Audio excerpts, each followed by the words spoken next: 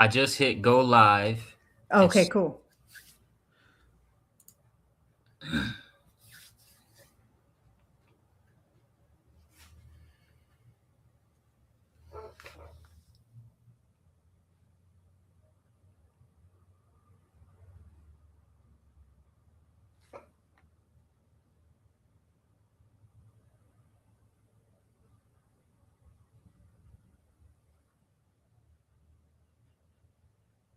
Hello, good people, and welcome. We are finally here. We are back. Welcome back to the Inner Storyteller. Welcome back to this YouTube channel, as well as the Ufulu Child YouTube channel. And for those of you out there in the other channel, I'm going to let the other channel introduce itself in just a moment. But we are going to start off today by looking at a clip from yesterday's episode that'll kind of set the tone before we introduce our super duper special guest. Y'all have no idea what's about to happen in your brains and the connections you're about to make to the world that you see around you and the world that's affecting our children and what we want to do in the universe. I'm so very excited. So welcome. What's good? Where y'all from? Put something in the chat and check this out. In the early 1900s, there was another education system that existed parallel to... Okay, so here's where he's getting ready to get into the other class of people that will also endure schooling, but this is a much smaller percent of the population. Check it out. In the early 1900s, there was another education system that existed parallel to public schools, private classical academies. These schools taught Latin, Greek, philosophy, advanced mathematics, rhetoric. They produced the lawyers, doctors, politicians, and business owners who would run society. Guess who attended these schools? The children of the wealthy, the Rockefellers, the Carnegies, the Vanderbilts. The ruling class sent their kids to institutions that taught critical thinking, leadership, and classical knowledge. Critical thinking, leadership, and classical knowledge were not in the list of things set up for the other class, for the 99%, for the us. Interesting. What else did this other class of students get? Meanwhile, everyone else's children were funneled into a system designed to produce compliant workers. Two different education systems, two different outcomes. In the early 1900s. All right. So now that the stage is set, we have a very special guest today, guys. We have, first of all, a great friend of the show, as Coach Colin likes to say, but also a great friend indeed in life. Someone that inspired a lot of trains of thought and rabbit holes that I ended up going down in my unfinished journey. Just a whole lot of really, really, really great and impactful things came from my meeting and interacting with this person. Miss Kali Fontanilla, welcome to the show. Welcome back to the show, I guess. Welcome your first time to this show. Welcome back to doing a show with me for the third time. How's it going? This feels very full circle because you were one of the first people that I connected with online and did podcasts with. And now here we are 3 years later. I haven't done much. I am burnt out. I'm tired, but I feel like this is a rebirth. So this is the beginning again. So we're beginning again together. And It's nice to be back. It's nice to be back. And if anyone is from my YouTube channel, thank you for being here. I'm so sorry I neglect my YouTube family, but I've been neglecting all of my social media family for a while. But sometimes you just got to take care of yourself. For sure. Sometimes you just gotta, kind of get off of the socials, even just get off of devices in general. Go touch some grass, go get some sunlight. There's just so much bad news. We haven't had a lot of wins. Like, where's the good news? We need some good news. For real. Also, you guys, make sure you follow Kali on her socials and stuff. She's got a wealth of information. Some of you guys are already on her channel literally right now. I just want to also display your Fontanilla, not Tainea. There we go. I want to also put your YouTube on. Here we go. at Real Kali Fontanilla on YouTube. Great stuff. Okay. We in there.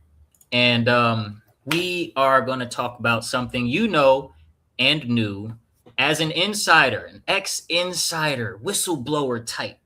You know what I'm saying? Robin Hood. Taken from the king, giving back, the taxes that he stole from the good people of the place. And we're talking about the education system or the lack thereof, whatever kind of floats somebody's boat as far as the language goes. Where did you go to school, so?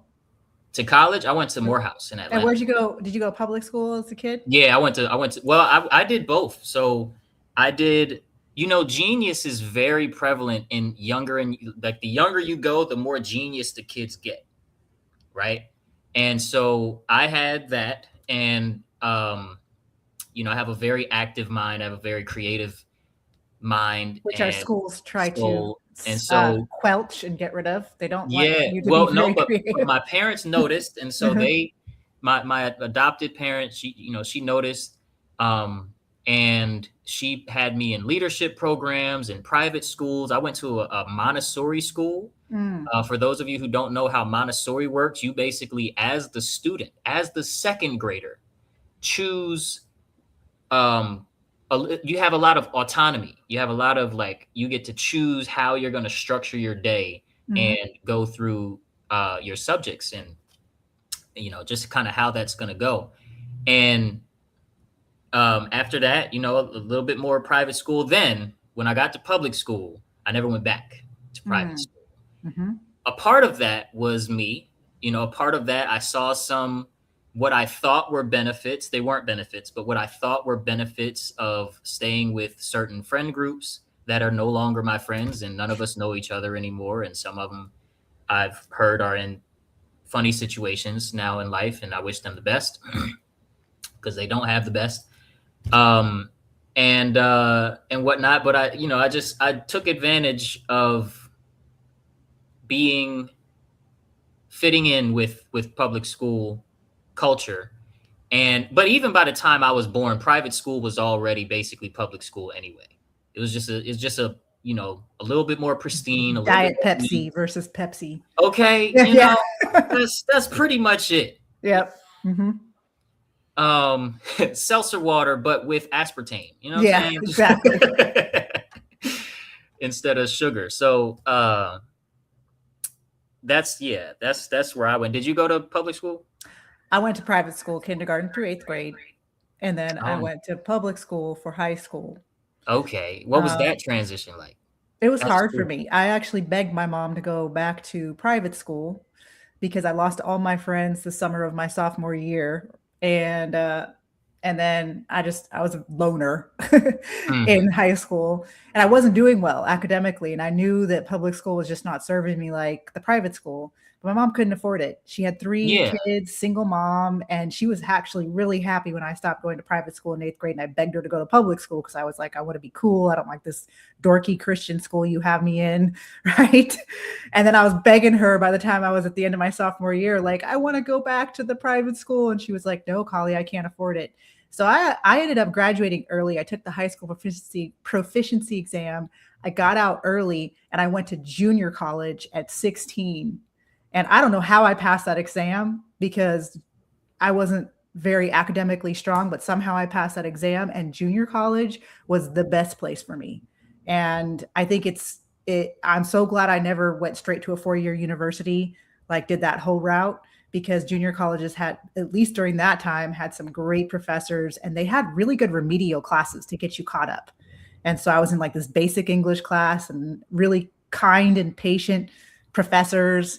And I was a 16-year-old, so they were extra understanding with me because they were like, you're behind, but you're also only 16. So it's not that big of a deal.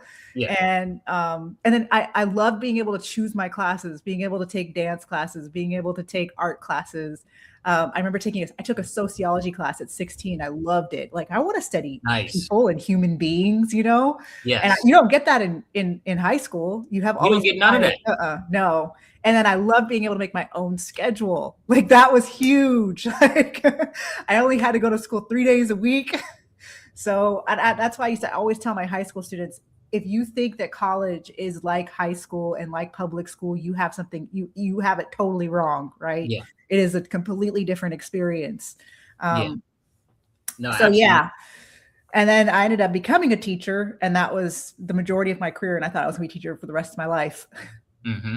a public school teacher.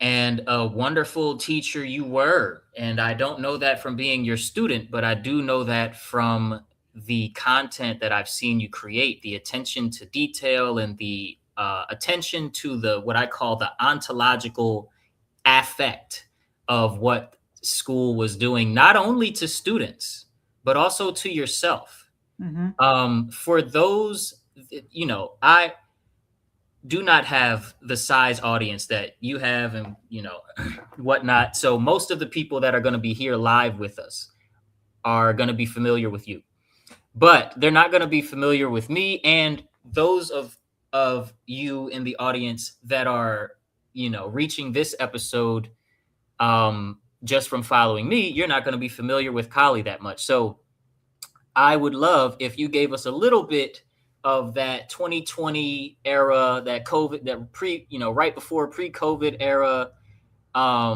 BLM craziness that you decided to start kind of giving some voice to, why you started giving voice to it, and like just what you saw in the context of just, schooling and teaching before we mentioned teachers unions, just Sure. what you saw they were trying to do to the minds of you and your students. I do think that a lot of people that are listening, even my own subscribers, if they're here, don't know my story because I have not been sharing it. And there's someone I really respect. She's I can't remember her name right now. I swear, since I've gone in my 40s, I can't remember anything. Riley Gaines, there it goes.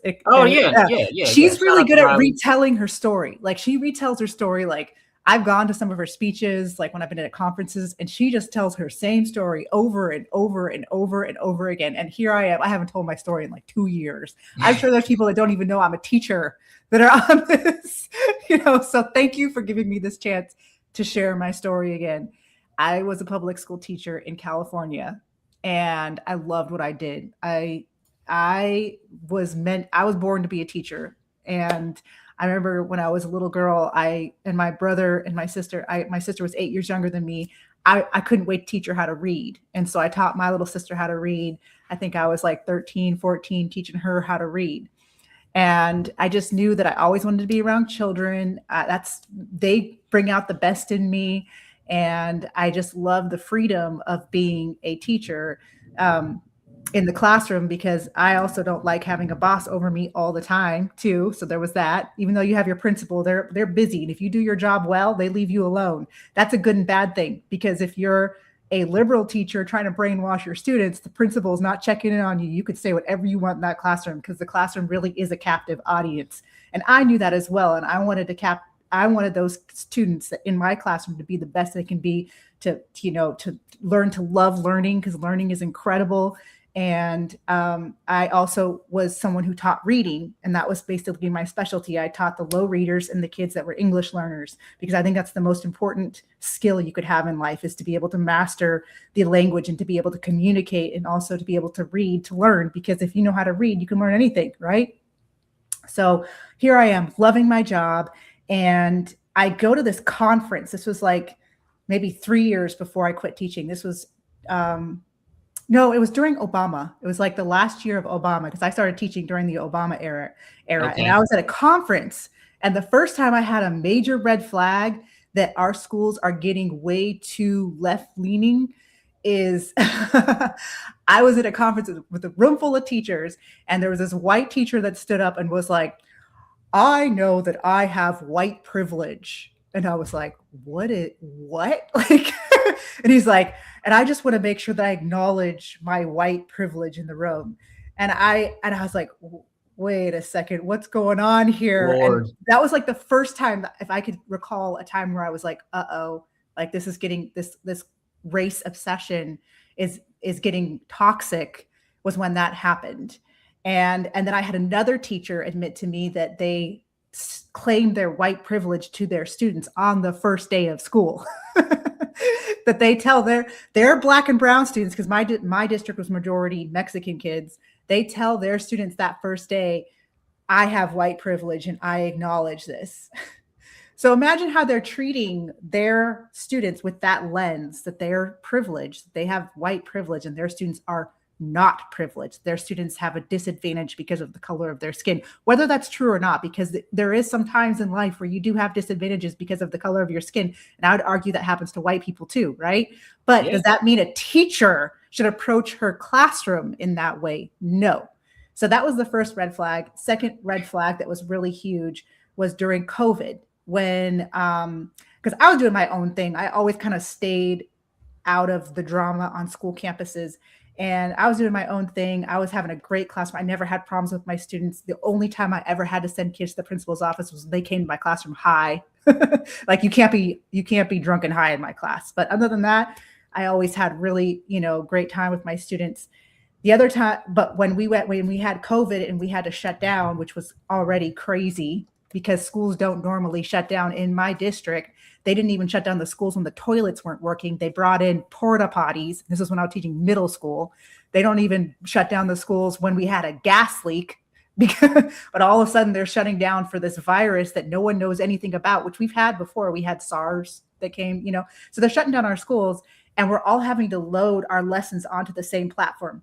All the teachers in my school, we all had to load our lessons. So we're able to see the lessons of other teachers. And my district adopted this class called ethnic studies that ninth graders all had to take. And my ninth graders were failing it. And the reason why I know this is because I had my students check their grades every single week, because I'm the reading teacher and I'm the English language learner teacher. So my teaching skills is reflected in their other classes, because they need to know the English to be able to survive in their other classes. And here I am noticing that most of my students are failing this ethnic studies class that's required. And I asked my students, hey, why are you guys all failing this class? And and it was mainly boys that were failing it too. And they were like, Miss Fontanilla, that class is so stupid. Why do we have to take it? So I went and looked up the lessons, and it was like Marxist indoctrination from beginning to end, the whole class. I mean, it was ridiculous. They even learned about Marxism in ninth grade, like in a positive way. And they're learning about intersectionality and counting their oppression. The kids had to take a privilege quiz on day 5. One of the questions was, does your teacher look like you? And if your teacher doesn't look like you, that you go down on the privilege scale. Like, just why does the color of the skin have anything to do with how a teacher is effective for a student or not? Because it shouldn't. Some of my best teachers were white, and I know some white kids had some great Black teachers. You know what I'm saying? Like, I didn't look like any of my students. All my students were Mexican. And if your teacher doesn't have to be in the classroom because, online learning and such, then their aesthetic doesn't matter either. Oh, right? Good point. Nice point there. Yes. Your aesthetic, if your aesthetic mattered so much, then online schooling wouldn't have been an option. Exactly. It's let alone mandatory, right? Don't go to school. We'll lock you up, let alone that way. But I don't mean to interrupt the story. No, it's fine. That's a really good point, because it really shouldn't matter. A good teacher is a good teacher regardless of the color of their skin. A bad teacher is a bad teacher regardless of the color of their skin. You know what I'm saying?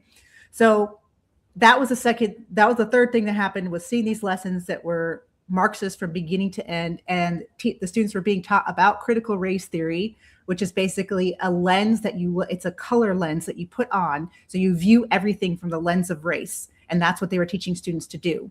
So if you are a Black student, then everything that happens to you that's negative is because of the color of your skin, not necessarily who you are or how you behave. And that's why in California, they started banning kids from being suspended for bad behavior, because there was a higher rate of Black and brown kids that were being suspended. Right. And they were blaming systemic racism instead of maybe, hey, there's a higher rate of fatherlessness in Black and brown kids' homes. There's also a higher rate of suspensions among boys amongst girls. So it can't just be race. You know what I'm saying? Because more boys get suspended than girls, right? And 100%. And it's 100%. Not good for the kids. It's not good for the kids. So there was that. And then there was also pro Black Lives Matter lessons, and Black Lives Matter is that movement was a very toxic and satanic movement from the beginning. And they were telling kids that if you did not support Black Lives Matter, you would not support the civil rights movement. That was in the lesson that they were wanting me to teach the kids. And I'm like, Right. Black Lives Matter is completely different than the civil rights movement. So And- there was just so and can much going on. And I Right, decided right. to whistleblow online anonymously on Facebook. That was the first thing I did. How did what did you do to whistleblow online anonymously? I just started talking about, I had a private Facebook account. I had no interest in social media. In fact, I had no social media while everybody else was like, when social media was in its heyday, right? When Yeah. everybody was getting on, I had none because I was like, this is a time suck. Like, I'm over this and I don't really care about people's lives that much, right? And that's kind of what it was everybody was updating on each other's lives. And I was just like, okay, like I'm just not interested in this. But the only reason why I opened up one again was because of COVID. Right. And I had a lot of left-leaning friends that were really into COVID. And so they were all isolating. And I'm like, this is how I'm going to connect with you guys, is through social media. And so I literally, one of my first posts back was like, I'm only on here because everybody is social distancing and I miss people. Right? That's why it was a very depressing time. Yes. It was a very interestingly. And I was in California. Most of my, like I said, most of my friends and family, very left-leaning. And so I went on to social media, and then the fucking air in California is left. Yeah, exactly. You're right. Correct. But I will say, during COVID, you were able to find your people very easily in California because everybody else was all isolated and in masks. So I found some cool people. Like, I go for walks and everybody else is in masks. There was this one lady that wasn't in a mask. I was like, hey, what's up? And we became friends. Like, we were like, identified. Exactly.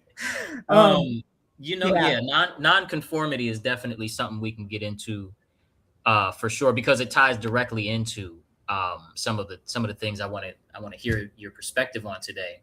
And just before we move on, I want to respond to some of the things you said. And absolutely 1,000% white privilege versus Black victimhood or brown victimhood is basically it's baked into the bureaucratic apparatuses of our modern societies. And it doesn't matter the country. Okay. It's in China.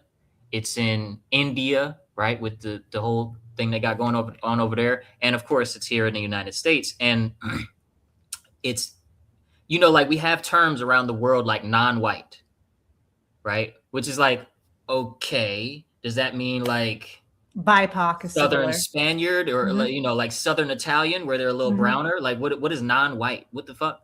Yeah. Why is it worded like that? Why is the diction, why is the etymology put together in this specific way? And what is that doing to the mind? And of course, I don't know if you've seen me, me back. I know you haven't read my book yet, but or I'm pretty sure you haven't. But my work surrounds what are these things doing to the mind? What stories are going to build in the vast majority of the population that endures these hidden lessons in school? For instance, one of the hidden lessons that I talked about 2 episodes ago is confusion, right? It's deliberate confusion. And that is it's directly linked to another hidden lesson, which is, I think, like the 5th or 6th one, which is where you're indifferent to the information. Now this is more so in like teaching strategy and curriculum standards and things level, but basically because, you go to reading and you learn something about comprehension, you test your ability to read something, put it down, and then remember the story or whatever, remember the moral. And then you go to history and it's the completely not separated, but just disconnected lessons. And we completely have the option and have the ability and capability, especially in today's world with, AI and things that can compute faster than the super fast computing of regular internet, regular computing that's not AI. We can make it so that K through 12, maybe 3rd through 12, the lessons are all connected with each other. That is something that not only we can do, but one would argue would be the more logical structure for curriculum standards is to have everything connect. And I mean everything. Connect math to music, connect everything, right? Mm-hmm. And the intentional disconnection alongside the automated directives like the school bell, which 200 days a year, 6, 7 times a day, 8 times a day if you got basketball practice, that school bell gives you a directive and you auto follow it, right? Mm-hmm. Not only you, but the teacher auto follows it. Yep. Even if they Yep. say the bell doesn't dismiss you, I dismiss you, it don't matter because you will be in trouble if we all stay in here too long because the next teacher got a lesson to teach and you're getting in their way, right? Mm-hmm. So there's these things that work together that on purpose make the students normalize confusion within themselves, right? Confusion as to their place in the world, confusion as to what this information is important for, confusion as to what their social interactions should feel and look like, as well as indifference to each other and to the information that they're supposed to be learning, supposed to be excited about, supposed to be enriching them. We call them enrichment programs and all of this shit. And it's just a complete, well, it's not a complete lie because some of it has to come from good intentions in an imperfect structure, but a lot of it is just a complete lie. Yep. And COVID too, like you said, it's a very interesting time, right? Where we witnessed the fruits of the labor of the social engineers, okay? The dark occult priest class of the secret societies that run this thing. I got a couple homies in here too. I was talking about myself like I wasn't gonna have nobody in here. We got Sarah and Big Sis in the chat. Shout out to y'all. Nice. Sorry, I just got really excited. This is Sarah. We used to have that. Yep. Phonetics. Yeah, we'll get into that for sure. I didn't mean to cut it off. Comprehension development. It's been phased out. Absolutely. Cursive. Kids aren't even learning handwriting. Students used to have a writing class. They used to learn how to write. They don't even have writing anymore. They put it all together as English, and you don't have like a specific writing class, which is so important. Indeed. I'm definitely going to teach my daughter how to write in cursive. F that. And all of this is very much in line with exactly what the system was designed to do. One of the biggest points that you might be familiar with, John Taylor Gatto. He wrote a groundbreaking book. He was a 30-year teacher in New York State. And NYC, I believe. And he got Teacher of the Year 2 years in a row from his city, and then on the third year from the whole state. Teacher of the highest award you can get as a teacher of the state. And on that day, when he received that award, he indicted the school system and told everybody about what they're doing and these hidden lessons that I'm talking about, right? Pretty much a legend.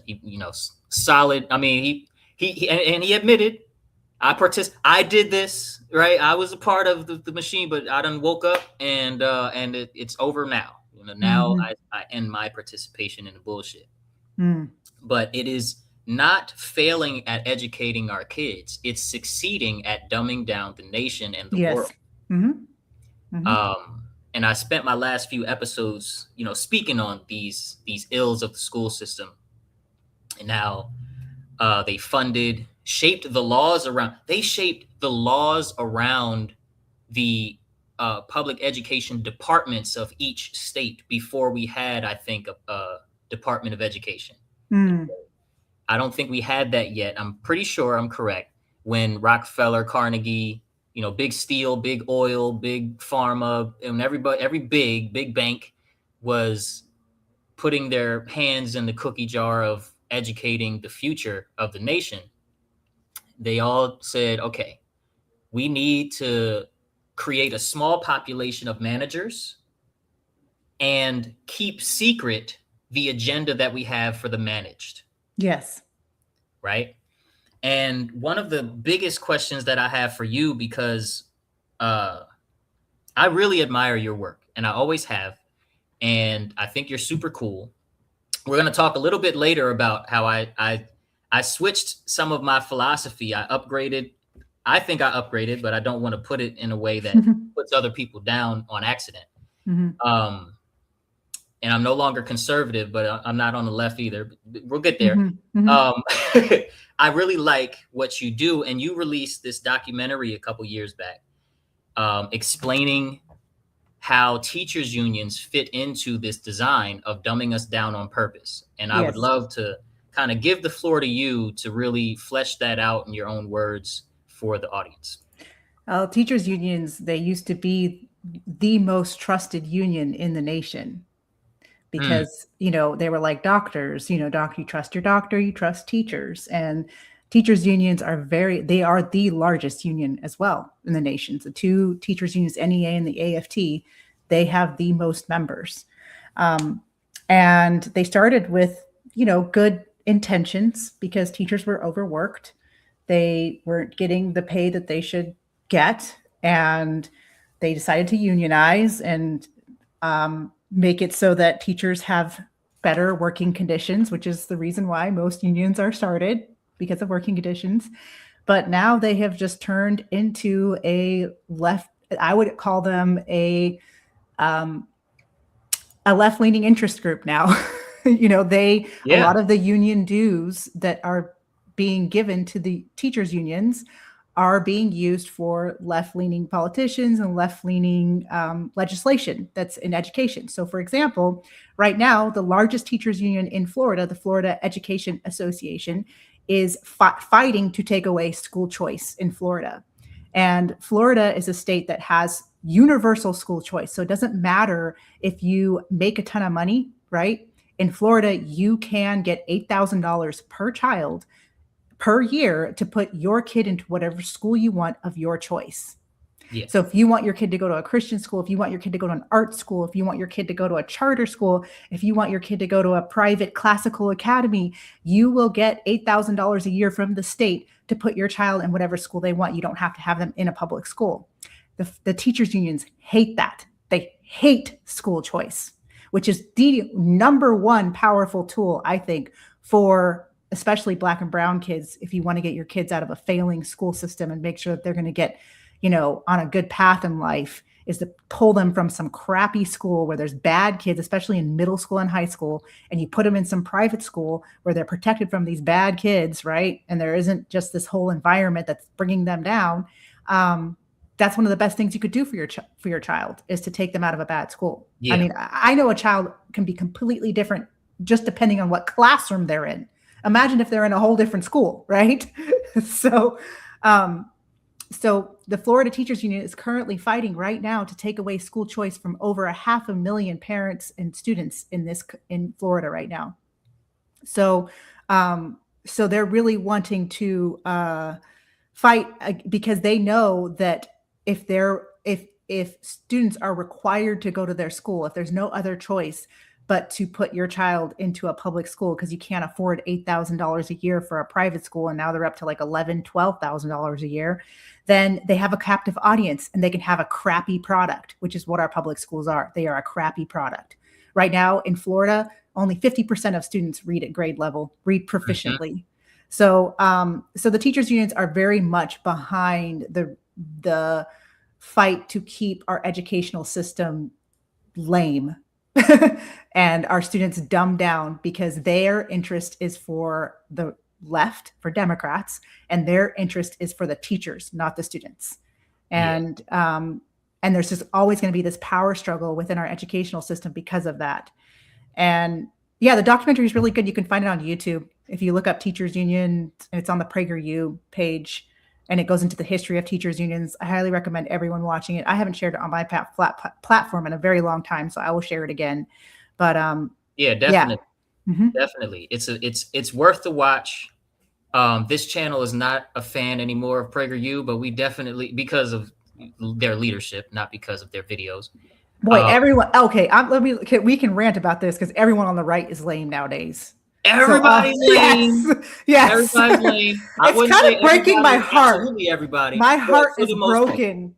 Like all the influencers, all the but we can go on. That's a whole other topic. Maybe we'll have another topic. We got to have a whole other, because I know a lot about all that too. So, Yeah. People have Nah, sold yeah, out. man. They sold out. They're just, anyways, that's sad. Yeah, kind of. That's a good transition, as a matter of fact. I mean, I don't want to just leave the teachers union subject unresponded to. Well, So, one thing I will say mhm. is that public trust has gone down for teachers unions, and that's a big deal. The fact Good that big people deal. don't, yeah, it's a good big deal.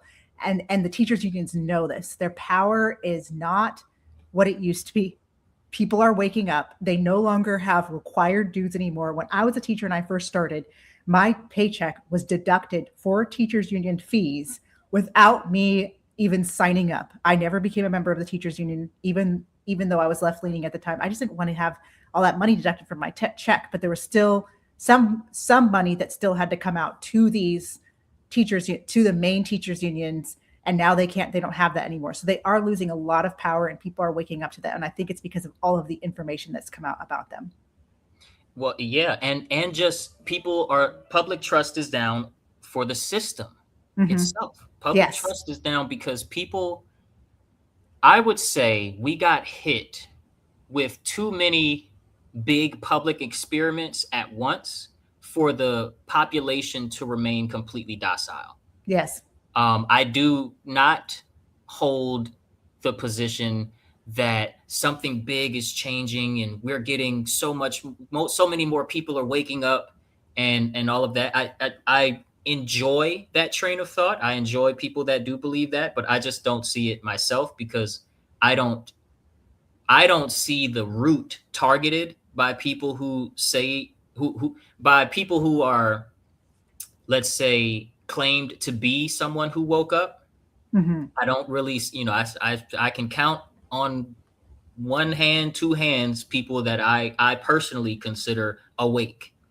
And, that has a lot to do with whether or not they're actually targeting the root, what I personally consider in my personal head at the root of the problem. And the root of the problem always comes, for me, always comes down to morality. Always comes down to objective morality versus moral relativism. Moral relativism, for the audience, is where it is what we have today in our law system, where in Philadelphia, I can have a gun with a certain clip, and then if I go across, 20 minutes to the east into New Jersey, as soon as my car enters New Jersey or I, step over that border, I can be arrested just because I own that object or those objects in my possession, and I have them in my possession. And that is basically sending the message that this is moral and okay over here, but it's immoral and not okay over here. There's something extremely religious about government. There's a belief system that builds itself around authority figures and authority buildings and just the feel of authority that sets the rules, right, and enforces the rules. Be grateful to be in America instead of Great Britain. You have no idea how lucky we have full-blown communism, dictatorship in parliament. Yeah, man. Shout out to Canada, shout out to Britain, shout out to China, all of the overt totalitarian regime, North Korea, shout out to all the good people in those regions of the world. I was a talking head for conservatism for a second, a nice long second, actually. And my last podcast, I went on the podcast from the left to the right. As a matter of fact, something I don't think I said to you yet, Kali, is I think it was my second episode of my first podcast that you came on twice. In my second episode, I said it was disgusting to call abortion murder. Can you believe that shit? I said that was a disgusting description because it's just not whatever the talking point from the left that was programmed into my mind before I really knew anything. Definitely way before I was a dad or even considering being Yeah. but just, I had the talking points, and I had the practiced kind of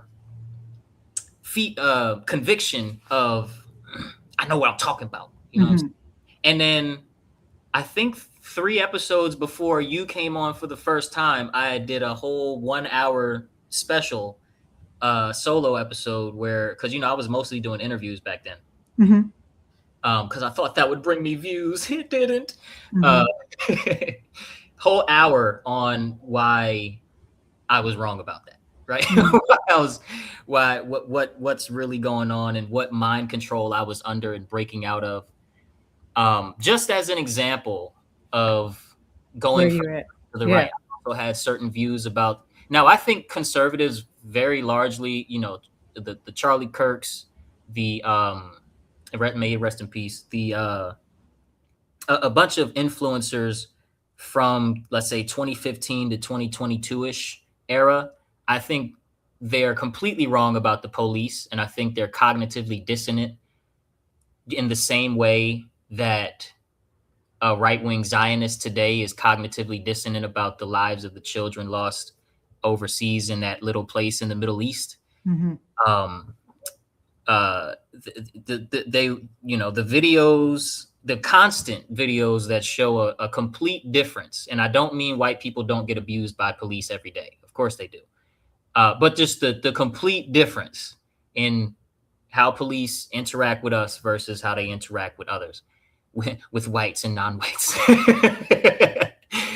in this country, and whatnot. But I did think that conservatives had a much better approach to let's say public policy, to statute creation, when it came to the police, and just a much better logical approach to social issues in general.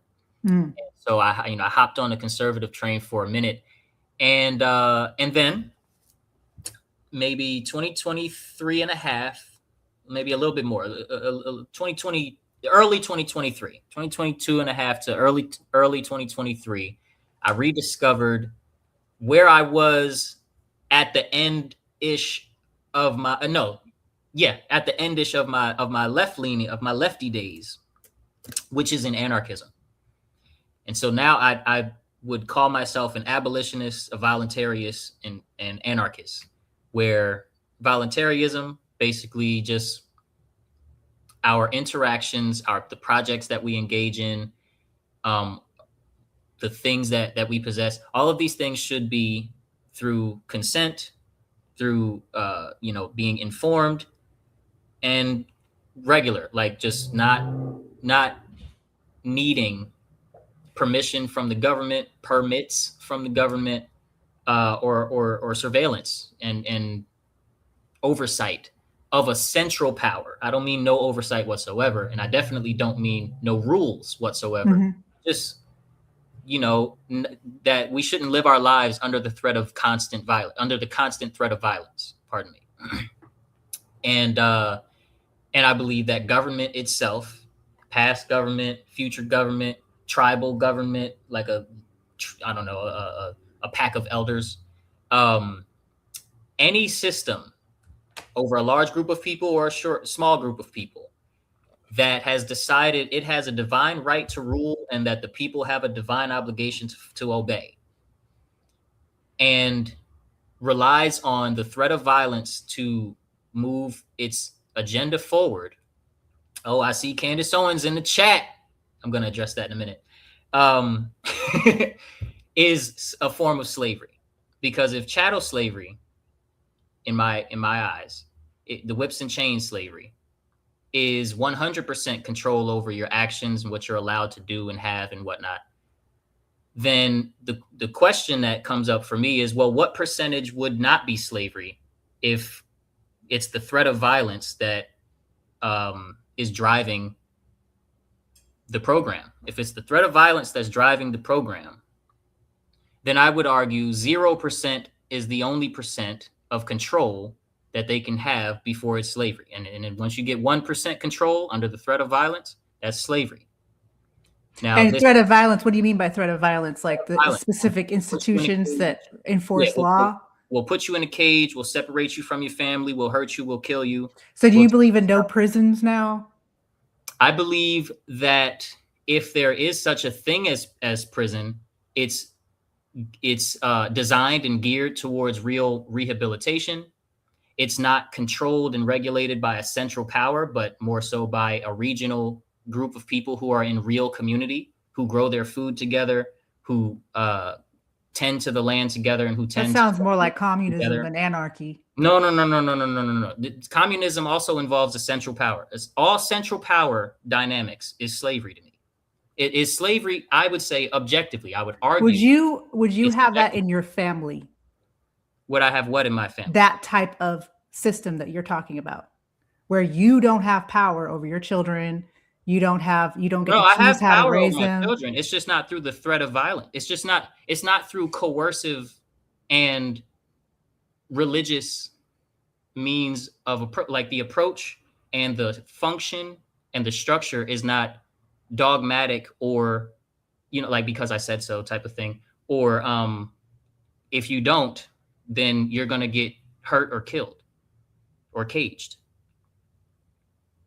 Okay. A human being is not something that is, well, I would say this at the end of the day. So even if your life child is Mhm. hurt, like molesting another child or hurting another child, you don't think that there should be any sort of like strict punishment on that. It should be just, Oh, no. If you're not innocent and you're caught, especially if you're caught in the moment, but if you're caught, even after the moment, there's an investigation, we find the video and you did it, Mhm. right?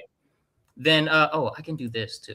That kind of gets me closer to the screen.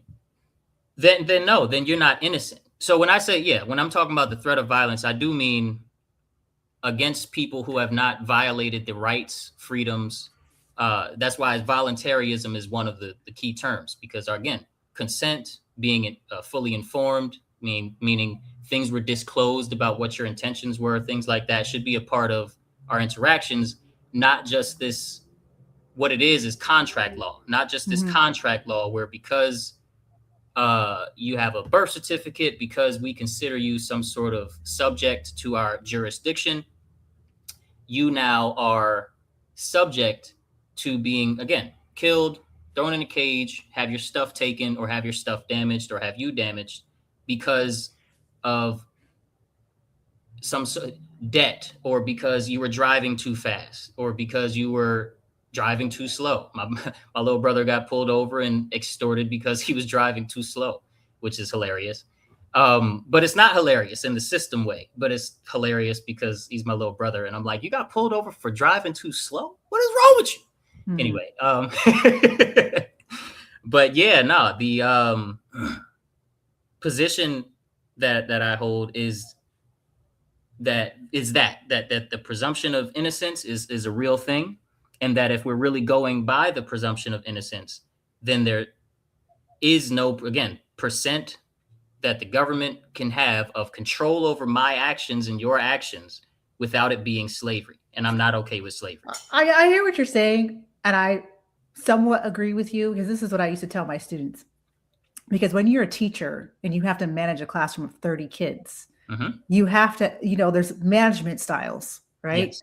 And I would always tell my students at the beginning of the school year, I kind of need to be a dictator because I don't know you guys yet. And I don't know if you can be self-governing. And I strongly believe in self-government. And if you have a self-governing people, and that was what our founding fathers were all about too. If you have a self-governing people, you don't need to have a government to come in and govern over them.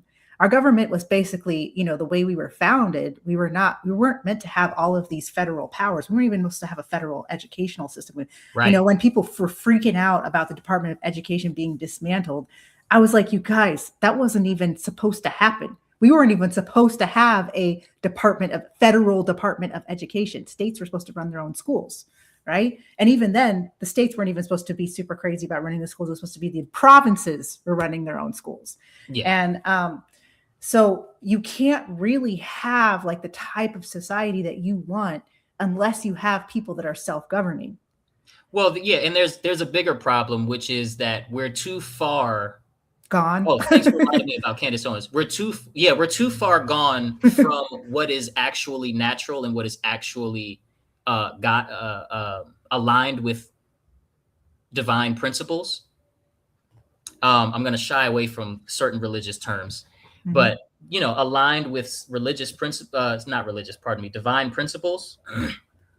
And that gap isn't addressed when I say, this is my philosophy. This is what I believe is true. This is what I am working to one day, put my drop in the bucket to help humanity manifest.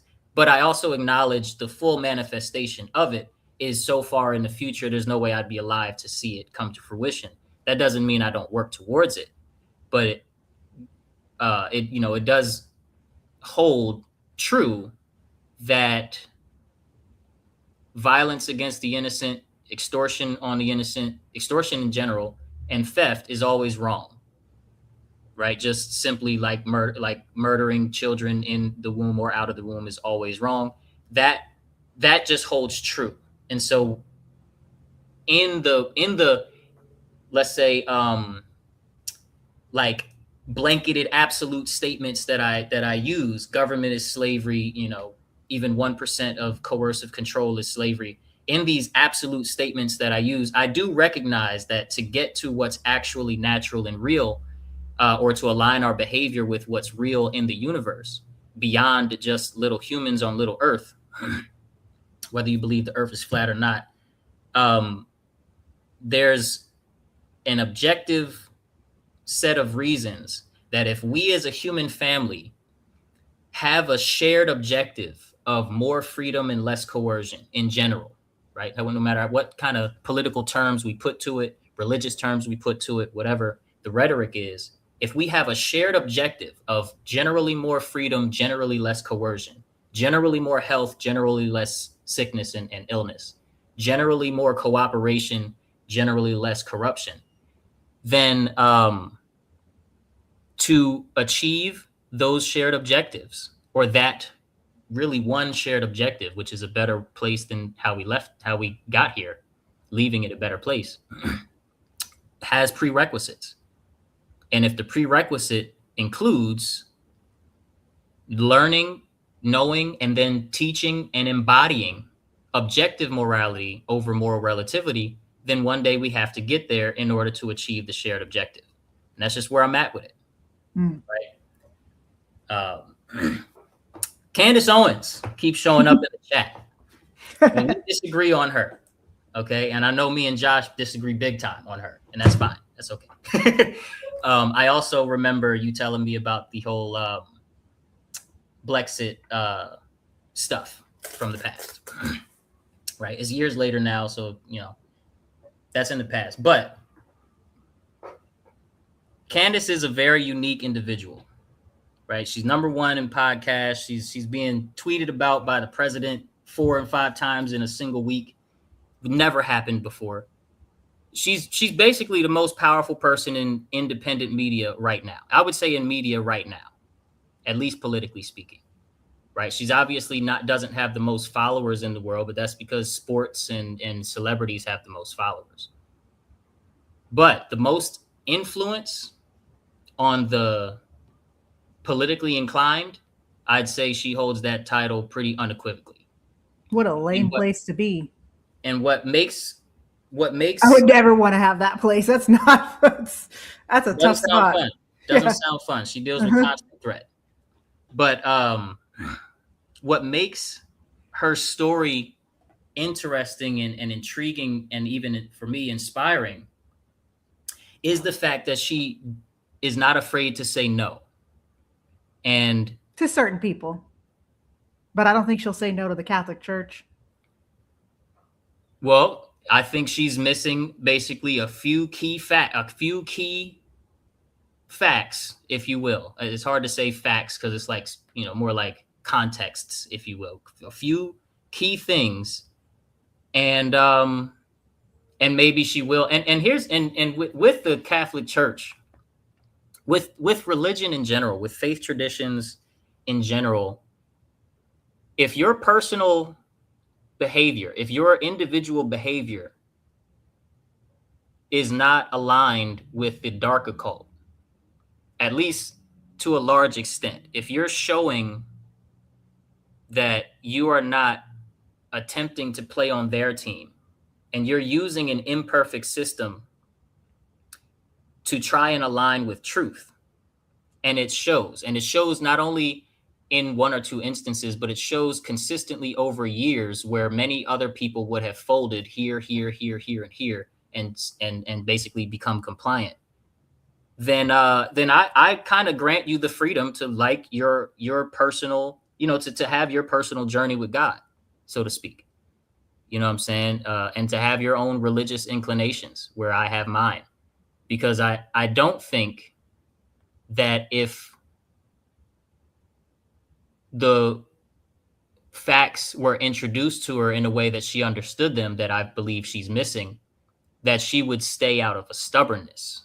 I think she does have the capacity to say no. I just think that the way her story has played out and the way that her trauma has played out has given her some really, really deep, big conviction around Catholicism and Jesus Christ that a lot of other people who claim to follow the same don't have.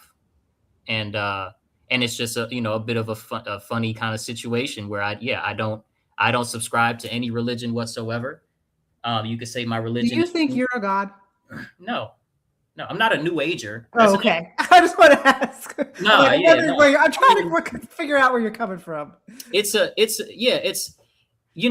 hard even talking about real like factual. What are we? What is life? What is a human? What is a mind? Because words get sticky, right? A single word will have 50 definitions if you talk to 50 different people, depending on the word, right? I'm not talking about the word dog, but certain words and short phrases and buzzwords and things have completely different definitions depending on who you're talking to. And when you get deep into, what is life? Well, what is God? What is objective? What is subjective? Then you get further and further. If you keep trying to word reality into words and not just live the truth, you may end up away from where you wanted to go, if that makes sense. At a certain point, if we do have common ground and we have a shared objective, but we have different means of going about it, then let's just go about it differently and meet at the finish line and shake hands. You know what I'm saying? I don't agree with that, but that's a long conversation. Okay, well, why not? Why not? I like your mind. Why not? I just don't see that working. It's never worked in the past, where people come with all these different philosophies and somehow come to this coercive union in the end where we're all shaking hands. I mean, give me examples of when that has ever worked in the past. I don't think that's what I meant. I hear what you're saying. I hear what you're saying. I think that kind of broadens what I meant into something that's more like gooey than what I intended. And I don't think, because I'm not saying it doesn't matter what your faith is. You can have any faith and arrive at the same heaven or we can get to the same place. If a Catholic and a Satanist and a natural law person and somebody who's a new ager all have the same goal, then they're all going to just go about it differently. Of course not. I think there is a lot of spiritual nonsense out there, and that's by design, in my opinion. So I coat my last claim with when we're talking about people who have at least a modicum of common sense, right? And so people who are not inclined to introduce methods of like stepping on somebody to get where you want to go and just immoral behavior into their faith system. Those people aside for what I just said. And if we have this, like I said, we have the same goals, and you call God Allah, and you don't bomb anybody, you don't have any. That was racist as fuck. But you don't have any inclinations toward violence or, like I said, theft, the transgressions of the world. Then I don't care if you use the word Allah. I don't, it has no bearing on whether or not I'm going to give it my best to try and manifest the result that we both want. And I think that can work with certain things, like, for example, abortion or private schools. Like, a lot of Muslims want private schools and they want to be able to raise their kid, or religious freedom, like those kind of principles. But I think in the grand, like, if we're going to go beyond the world we're in right now and think universe and think, what's beyond this, I don't think that works. But I think that, like, in just our everyday lives where we have to figure out how to run this country, there is a lot of unity we can have with other faiths on certain, like, principles that we're trying to fight for. And I think that's something that we should do. But I see what you're saying. I totally see what you're saying. Ditto. What I would offer to that is we can and should stay grounded in what are the everyday changes that need to be in place before we even can really have a legit conversation about the beyond in the universe. Agreed. Mm-hmm. You know what I'm saying? Mm-hmm. And with that, I believe, like I said, abolitionism, voluntarism, anarchism is the only practical answer, because it it's an ism as far as the word itself is spelled, but it's not really an ism. Anarchy is the natural state of being, right? We're not asking permission from the government to have this conversation. And we're privileged a little bit because we live here and we're not going to be pursued immediately by the police force of this nation. But even if you live in the UK, you wake up, you're not going to ask the government to breathe. You're not going to ask the government necessarily to brush your teeth, to go to work, to put on your shoes, to put on your pants one leg at a time. Anarchy is literally what the state of humanity is at all times. And our obedience to statutory and just man's law in general is what gives the appearance of reality to the structures that are in place. Mm-hmm. And if we can see that appearance as appearance only, right? There's a lot of comments I should have been putting on the stage too, but I'm just enjoying this conversation so much. I hope y'all still love me. Sorry for not putting. No, it's good. You know what? I always loved a free thinker. And I think that's very important. Like, we need to be able to hash out ideas like this. And I think that where you're going to miss people is just the negative connotation of the word anarchy. Because all it is exodus. It's also the same as exodus. It's also free will. And free will is like an incredible thing. Free will and it's the is like, state. to be able to make the decision. Like, I could stay up all night tonight and eat a bunch of, what do I love? Magnum bars. You know what I'm saying? And I could just destroy my life within a week. I could destroy my life in the week. I could go buy some crack down the street. You know what I'm saying? Like free will is a huge thing. And that's just another word for what you're saying with the term anarchy, where it's basically you do not have anyone governing over you. But it's just a matter of how do we pull that off, and how do we as a society get to a place where we don't have so much, so many systems over us. Yeah. Mm-hmm. Yeah. And like I said, when we can recognize that in truth, we don't, right? All we have is our obedience. Mm-hmm. There's no such thing as slavery without obedience. There's no such thing as coercion without obedience. There might be collusion, but then it'll stop at a certain point because there's no obedience. And so our participation, Kanye West once got in trouble for saying slavery is a choice. I think he meant it, or I hope he meant it, in the broader sense of without mass obedience, there is no such thing as slavery. If you can choose death instead of slavery, right? Whether it's what the Japanese call, I think hakari. I might get that wrong. Suicide. Okay. Yeah, I know what you're talking about. Yeah. Mm-hmm. And they do that. YouTube's gonna do things. Self-offing, or you can choose to beat them, shoo them away by defending yourself, righteous self-defense, or righteous defense of the innocent. I think both things are not given bad karma by the universe, whereas murder and assault are. Meaning if you go out and harm somebody that you're not defending anything, you have no right to be harming them, then you're going to get karma for that. The universe is going to respond. Karma is very, very well documented science that we just can't see, just like we can't see oxygen, just like we can't see magnetism. We can see the effects of it. We can see the effects of karma. And if you read about it, you'll get your answers. But as my friend likes to say, Google is free. But in that, I don't think the universe is going to respond negatively to you defending yourself when you are innocent or defending the innocent when you see something really going on. But it is going to respond if you are consistently, if human family, if collectively the aggregate of the human family is consistently saying, yes, I'm on the team of the Satanists. I'm on the team of the dark occult manipulators of humanity because I am doing my best every single day to stay so adherent to their rules and laws that they don't notice me. Then the universe is going to give us our karma and say, well, here you go for being on their team. Right? I think that the order follower is much more culpable for bad karma than the order giver. The order giver basically shared a thought. The order follower took the action. Mm-hmm. And again, if you study how this place was built and how it responds to behavior, the person that takes the action gets the bigger slice of the karma than the person that came up with the idea.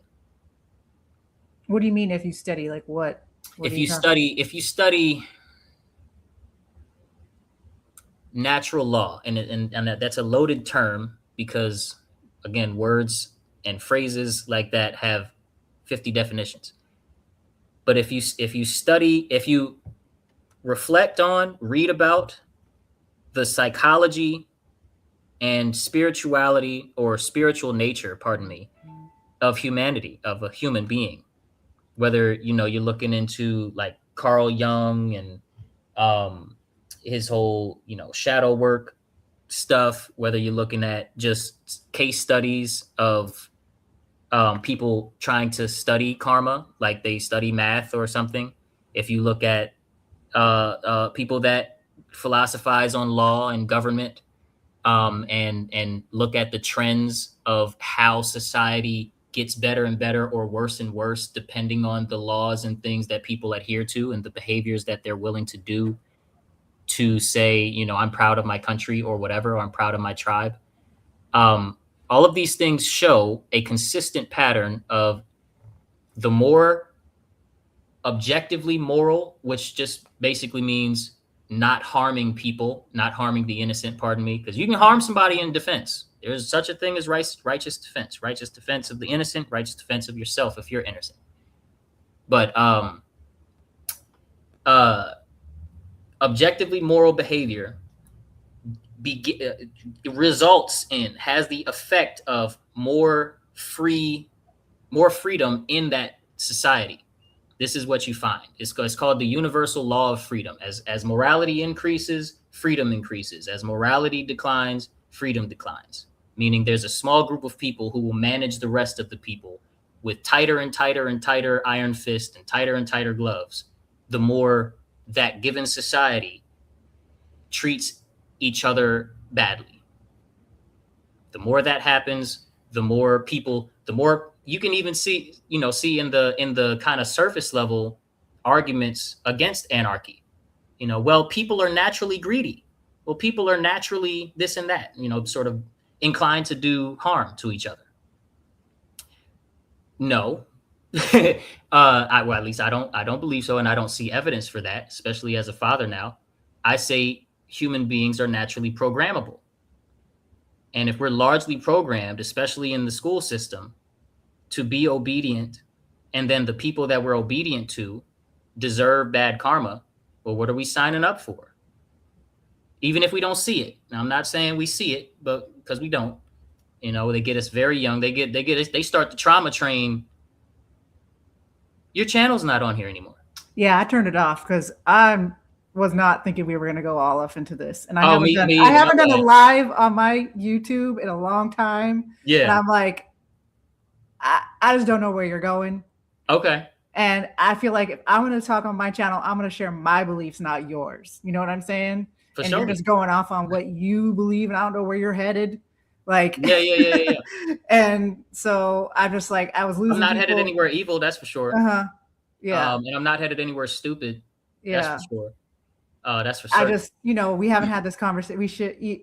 I'm not trying to say. I'm not trying to. No, yeah, I My just thing noticed. is like I want to be able to share, like, I want to be able to share it on my terms, not yours. You know what I'm saying? That If we're makes gonna sense. go, if we're gonna go into all that, Right. It's very because you're kind personal. of, yes, it is very personal, It's very personal. and I just kind of see where you're going, and the whole karma thing and all that. Like, it's just something I do not agree with at all, and I don't want to have a big argument with you on this today. We That's wouldn't not, have to. yeah, We yeah. wouldn't have to. And karma's just a word. I'm just trying to point to something that we can see in life. You do receive, you do reap what you sow in life. Just like you plant a tree, you get a tree. There are responses that you get that are, again, heavily reported on, not even heavily, long documented history on the reporting and the scientific method applied to the moral weight of one's choices does get a response from life. I'll call it. You can call it God. You can call it, some. There's a response that we get from the unseen to the moral weight of our choices. Do you believe in God and Satan? Yeah. Okay. Yeah, I believe absolutely that there is a creator. I believe absolutely that there is that there are multiple forces that we should pay attention to and be 100% against falling into the temptation of embodying. We should not embody certain energies that are absolutely there. And I believe that entities are and can be influencing human behavior from the unseen that are malicious. So yeah, absolutely. Do I believe that the Bible is infallible? No, I don't believe that. I can just look at Romans 13, 1-7. And I see the word of man all up and through Romans 13, 1-7, and certain other stories that I've already addressed on this channel. But that, that's my personal take on whether or not this entire book is infallible or whatever. But well, human beings Satan, are absolutely infallible, but like prophecy in the Bible, you don't think there's prophecy in the Bible? I do think that there's prophecy. I just don't think the Bible is infallible is a true statement. Oh, my camera auto zoom in. If I go back too far, it'll auto zoom in. I wonder, is it gonna let me put the cameras back like this for a second? It's not going back. I don't know why. It did, you see, I didn't touch anything. I don't know. Maybe I'll just lean back now. But yeah, I think there's deep truth in the Bible. I think that there's unquestionable deep truth in that text. I just don't see, like,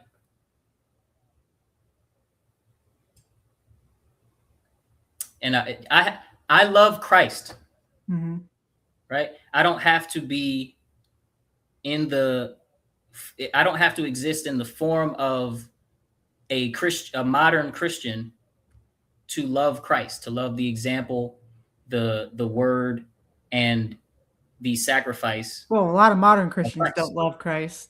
Oh, in their actions, Right. Look at some of the people that say, I'm a Christian. You know what I mean? No, I've been so beat up by the church. You have no idea. Like, beat up by the church. That's a whole nother story. Like, okay. I never really, I have had a lot of supernatural experiences, and like the biblical prophecy, like the book of Revelations, the book of Daniel, those books are telling us what's going to happen. And I believe that those are true, and that there isn't a single prophecy in the Bible that hasn't been fulfilled or isn't about to be fulfilled. Okay. Yeah. Hey, And it's easy to prove. that. So if you want to debate that, we could go all day on that. But Well, I don't disagree. You know Yeah. what I'm saying? I don't. It's there's not. I don't have super strong opinions against what somebody else should use to orient themselves toward a good afterlife spot, right? If you use the Bible to align yourself with, I'm just going to say basic goodness, right, for conversational purposes. If you use that system and that book, and you actually do move through life in a way that you're not harming the innocent, and that you are working towards, again, just the basic more freedom, less coercion, then I don't have a problem with you using the book. You know what I'm saying? I may have a problem with you, let's say, telling my daughter, hey, this is true no matter what your parents say or something. I have a problem with that, right? The same way I would have a problem if the school did that with a textbook, you know, or anything. I'd have a problem with that. But I don't have a problem with, like, you know, here in my household, we're Christians and we believe the Bible and we go by that text, and that's kind of how we live our lives. And as a result, we don't do this, and this. And it's like, okay, well, great. You know, that's awesome. We also don't do those things, and we don't only use biblical principles in our household. Yeah. You know what I'm saying? But no, I don't diss the prophecy. I don't diss people for having faith systems and religions.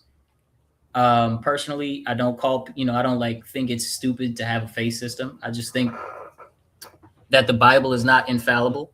And I just think that the principles therein, the true principles in the holy texts, are true, whether they came out of that book or another book, or somebody's mouth that day.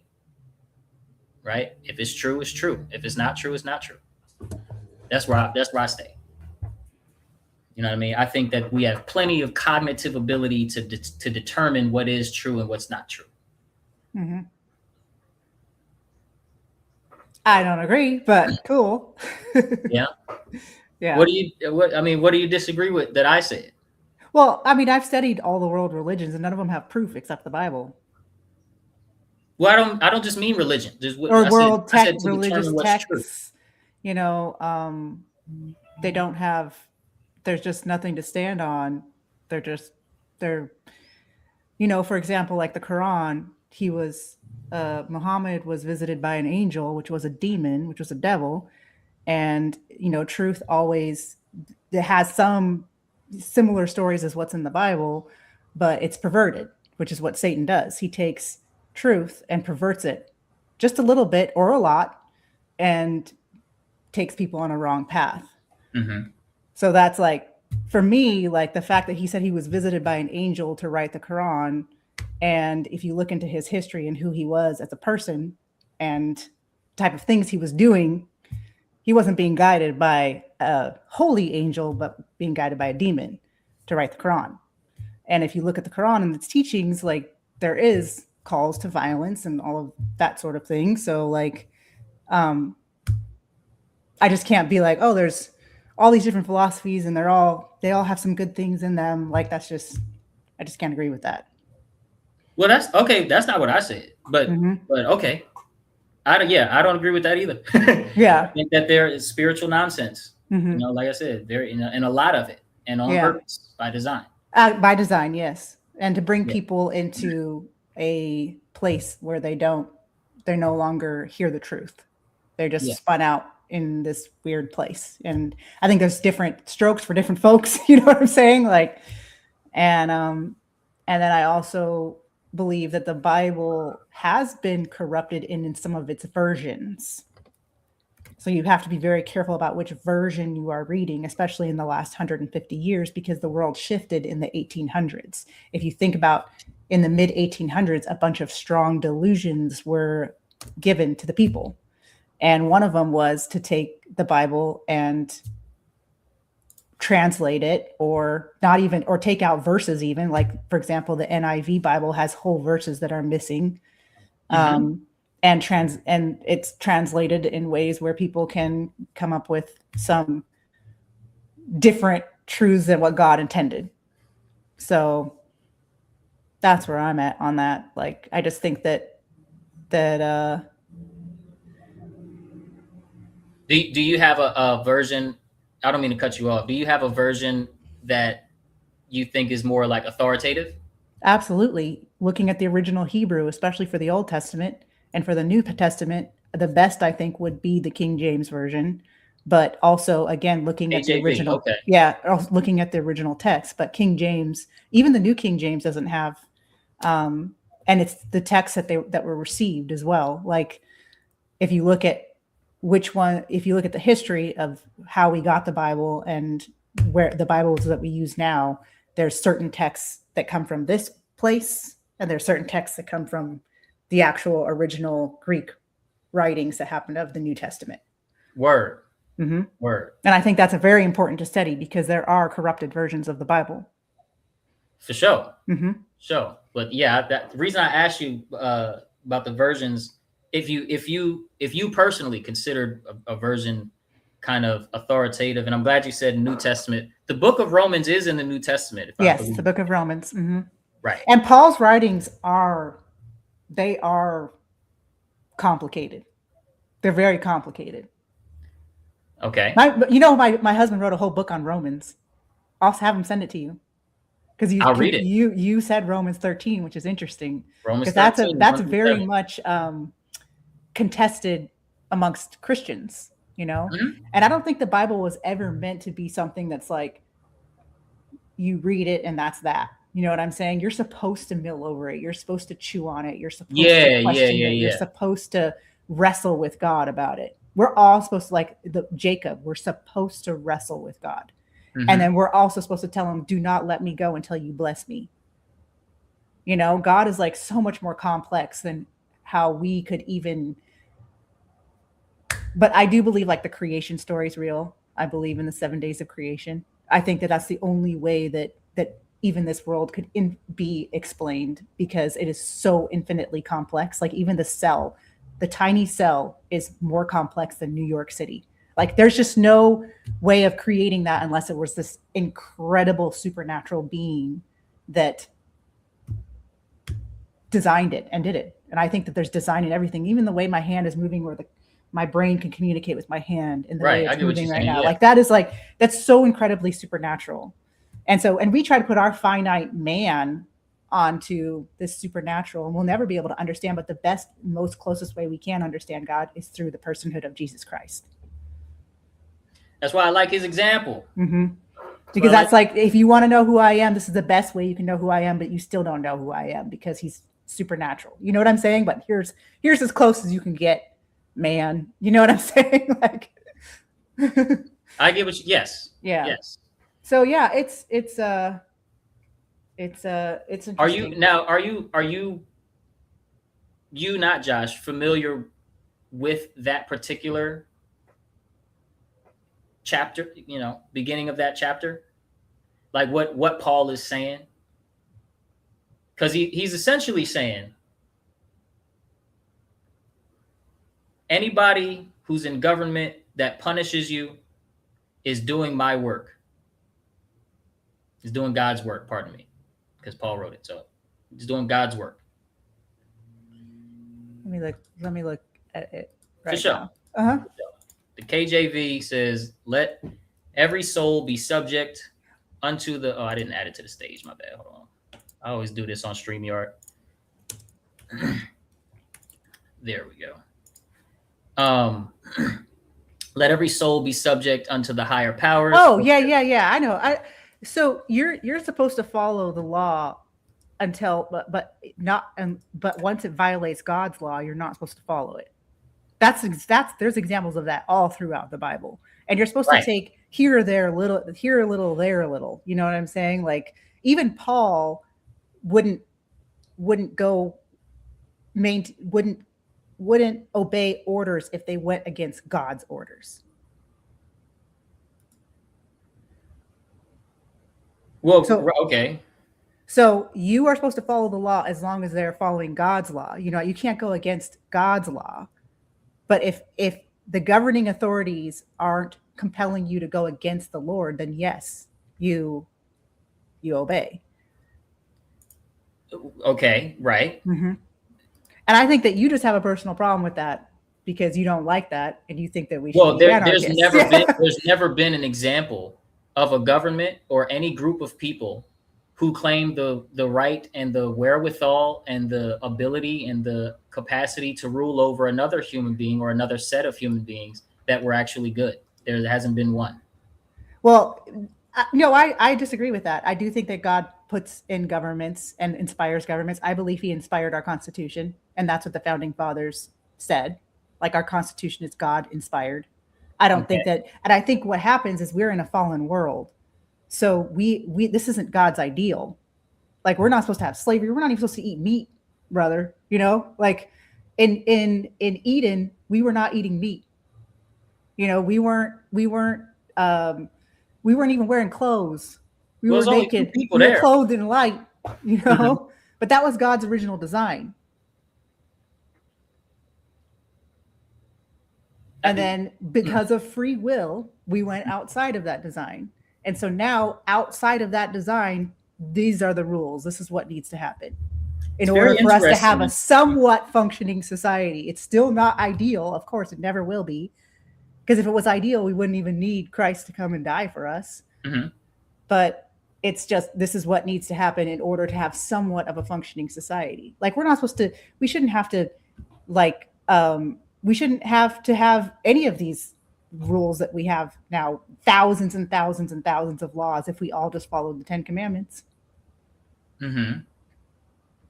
Yeah, the Garden of Eden is definitely another very interesting and, like you said, highly debated even amongst Christians, highly contentious as far as the feeling leaves you story, because the Garden of Eden features peculiar choices from the Creator in that book in Genesis, which looking at it myself, you have the creation story, 7 days, everything on earth is created. The day before or 2 days before, you have Adam and Eve. You get the animals, and that would include, quote unquote, the serpent. Now, whether or not the serpent that was created in those days is a much more ancient like soul that kind of possessed or just inhabited that particular serpent that was in the garden is beside the point I'm getting ready to make.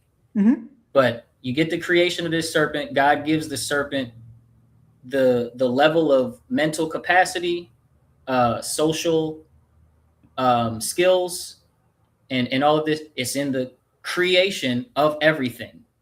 It's given to the serpent. Then a couple days later, or the next day, he creates Adam, and then creates Eve, and puts Adam and Eve, who for them as well, makes Adam, breathes the breath of life, takes the rib, makes Eve, breathes the breath of life. Now you got two humans. He also gave the mental capacity, the social skills or lack thereof, right? The social, the ability to defend, the ability to see beyond the right now. All of those things that I can do very readily, and I can weigh the consequences of my choices very readily without any effort, so to speak, because I've lived, I'll be 35 this year or whatever, a little bit of life. I just have enough experience to see if somebody's trying to trick me, manipulate me, lie to me, make me go, in a bad way or whatever. And God creates Adam and Eve and plops them in arm's reach, metaphorically speaking, of this serpent that immediately in the story has the power to manipulate. And by power, I just mean has the wherewithal, the mental wherewithal, the mental toughness to tempt, Mm-hmm. to persuade and seduce people. And then you have people who are so naive and innocent and created this way on purpose by the same God put right next to the serpent. Then the serpent comes and does his temptation. Eve is tempted. Adam is persuaded. They go in direct contradiction to one of the instructions, to I guess the only instruction that God gave his own creation. And when they go against said instruction, he punishes everything that he just called good. Right? He called the creation good. He called the animals good. He called Adam good. He called the earth good, and everything. The earth got punished. The snake got punished, obviously. And Adam and we, the fall of man, were eternally punished. Did you know the snake went to different worlds? Sure. And the whole design. And tried to tempt them, but they said no. Okay. The whole design was make you, put you right here. I'm gonna make you, put you right here. And I'm all knowing, and I'm all powerful. And I set the rules for this place. Except there's one rule, except he didn't create, except he gave us free will. He gave us free will. Yes, and Satan, and the angel. Adam and Eve. He created a being that has almost, that is a very, he can't give all of his power to another being, obviously, but he created a being that has as much, just is very supernaturally powerful as well in the angels. So these angels can shapeshift. They can, because I've had supernatural beings appear to me. They can shapeshift. They can take on different forms. They can control the weather. They can give, because if you look in the Bible, the devil has the power to make you sick. The devil has the power to take away family members, so you have to look at, if you look at it just from this world, I can see why you come to the place where you disagree with God on what he's doing. You know what I'm saying? Because you're trying to understand it from your mind of why did he allow this to happen in the first place? I don't disagree. I'm not going to cut you off though, but yeah. But if you look at it through the universe and through the fact that we are a tiny, tiny, tiny, tiny speck compared to what's in the universe, it's just, and that also, if you look at it through eternity, which is something that we can't even, yeah, it's really hard to comprehend eternity, right? And that God has been around but it's possible. Eternity is 100% possible if you look at just the way the universe is around us. It's constantly expanding. Like there's no end to it. So obviously eternity is also possible. Then we are just but a blink in time, but there is a question that's being answered through all of this, and that's being answered in the Bible is God good? And that was what Satan was asking originally in heaven, because there was a war in heaven, which is what the Bible says. There was a war in heaven, and he took a third of the angels, and that is the question that's being answered now. Yes, it's unfortunate that we are on that world that is the world that decided to go and follow Satan and give our hand over, because we're supposed to have dominion over the world. Humans, we are, but we handed that dominion to Satan. We were created to be the ones to we were created in God's image to be able to reproduce, to be able to have dominion over name the animals. We were supposed to be God's family, right? But we handed that to Satan because we didn't trust God. We were like, you know what? We like what Satan is saying over God. Human beings. And we are proving that over and over again. Human beings are still proving that over and over again. And we still have free will. I personally don't see one thing that you said, where you say we gave said dominion over to Satan with this decision to eat of the apple, eat of the fruit, pardon me. Yeah, because what did we say? What did he say the apple was going to give us? Knowledge of good and evil. And we were like, that's what we want. Knowledge of good and evil. Yep. I don't see how. And he's evil, man. He's evil. Satan is the evil. And so we were like, sure, that's what we want. We want the knowledge of good and evil. We want to know God gave us this environment where we don't stub our toes, we don't die, we don't have children that are sick, we don't have dogs that are being abused, which is something that I can't stand. We don't have, mosquito bites. We don't have, a rose that you pick and it has thorns on it. So we have this perfect, beautiful, amazing environment. We don't have sickness, we don't have death, we don't have aging, we don't have wrinkles, we don't have women bleeding to death when they're giving birth, right? We didn't have any of that. But when Satan came to us and said, hey, I'm going to give you the knowledge of good and evil, I'm going to give you what I have, we were like, okay, we'll take it. And they were the first two humans. And so everyone that's been created after that now has that, because that's what they took. But you know what's great about all of that is that we can still accept good, and we have a way out of this. And I actually think it's incredibly amazing. The more I think of it, because the more closer to God I get, I'm like, whoa, I get to be part of this controversy that's been happening. And if you look at the revelations, like the people that make it through, we're going to be the ones to tell the story to the universe. And so that this will never happen again. Like that's the whole story is that it's not going to happen again, that we're not going to have this disgusting world that we live in right now. That's part of the reason why I've had to really shut down online, because I'm so tired of seeing children being molested. I'm so tired of seeing all of this disgusting things that are online, because we are able to see everything now. Even when you go outside your door, you see death. There's death everywhere. And that's not how we're supposed to be living.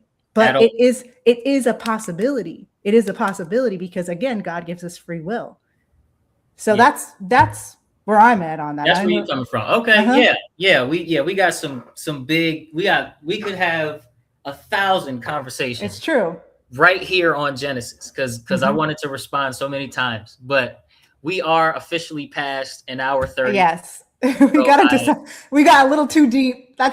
And I want to say the reason why I decided to not continue streaming this is because the title is different than the topic, and I think we were. Well, yeah, I didn't expect it either. And I would like to. I have been very shy about my religious beliefs online for stupid reasons. But I'm just so tired of being attacked, and I've been attacked so much, and I have been attacked personally by my church a lot. And that's a whole other story. The church has beat me up. So Christians that pretend to be Christians are some of the most evil people. And so I have been very shy about sharing my religious beliefs online. And I really shouldn't be like that, because I think that we do need to have these conversations. And I do believe in the great controversy. I do believe that there is a Satan and there is God, because I've had these supernatural, incredible experiences with God. And also the Bible is an incredible book. But it's just, I just wasn't ready to share with that in this setting. That's fine. About all that yet. But I also didn't want to cut our conversation off because I think it was important. Right. Yeah. You didn't want to be like, hey, I know it's your show, I'm gonna let you finish. Yeah. No, that's I'm just not ready yet. And I need to share my testimony first. I need to share, I got really attacked by my own church for my testimony because it was so supernatural that people call me witch. Goodness gracious. Yeah.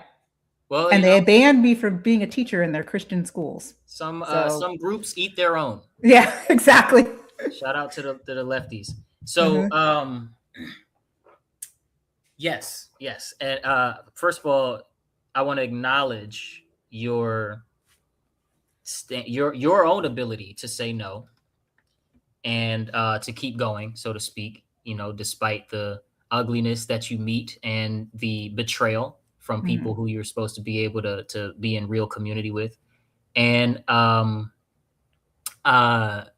appreciate you participating in the conversation, and thank you so very much for everything that we talked about, from the school stuff to personal belief stuff.